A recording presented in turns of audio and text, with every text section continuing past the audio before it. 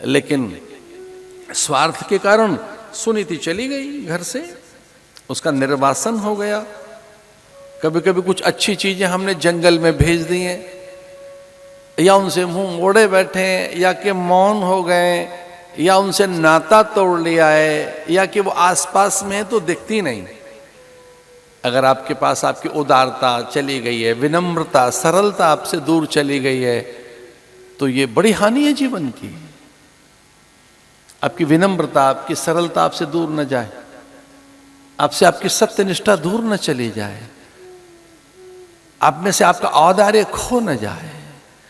और फिर ऐसा ही हुआ, सुनीति के साथ सब चीजें चली गई जंगल में। छोटा सा बालक, और पल्लवों के बिछौने पर उसे लेटाती है। पल्लव माने पात, पत्ते। और मैं महाभाग्यशालियों में से एक तो हूं कि बहुत दिन तक मैं भी पत्तों के बिछौने पर लेटा हूं। मेरे व्रत कुछ इस प्रकार के ही थे। कोई महिमा गायन के लिए नहीं बता रहा मैं कि और अधिक आप पर मेरा प्रभाव पैदा हो, ना, ये बात नहीं है। ये तो ऐसे ही कि व्रत ऐसे थे कि सब कुछ पास था, लेकिन व्रत ऐसे थे कि पल्लव और पात ही बिछौना होगा, वृक्ष का मूल ही निकेत होगा, एकांत। और वो वहां का जो सन्नाटा है वही मेरा सहचर होगा। अंबरधरा ही अपने मीत और मित्र होंगे, एकांत ही औषधि और वही अपना आयतन होगा। एकांत ही औषधि है, व्रत है, संगी साथी, मीत और आयतन है, और एकांत औषधि भी है।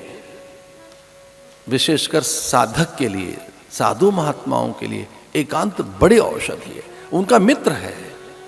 एकांत में बहुत कुछ घटित होता है। अगर आपको एकांत का लाभ लेना आ गया तो आप एकांत के लाभार्थी तभी बन सकते हैं जब एकांत में करें क्या ये पता हो। अन्यथा तो फिर वो लोनलीनेस है और उसका नाम बीमारी है। अगर आपको एकांत का लाभ लेना नहीं आता फिर वो लोनलीनेस है और उसका नाम है रोग।